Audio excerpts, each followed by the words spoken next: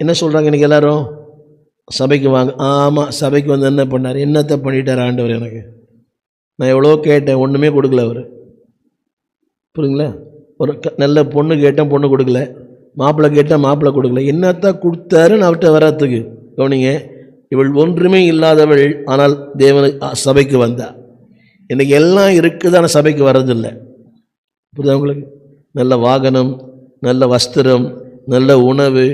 அநேக பெண்களை பார்க்குறேன், எழுந்து காலையில் பிரேக்ஃபாஸ்ட் பண்ணி அந்த மனுஷனுக்கு எல்லாம் பண்ணி கூட அந்த கணவர் வர்றதில்லை.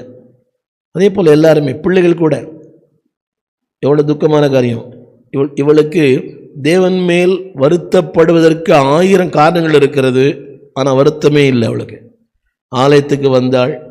கவனிங்கள், அதில் ஒரு வசனம் போட்டிருக்குது. அதில் ஒரு வசனம் போடுறது, தனக்குள்ளதை தந்தாள்.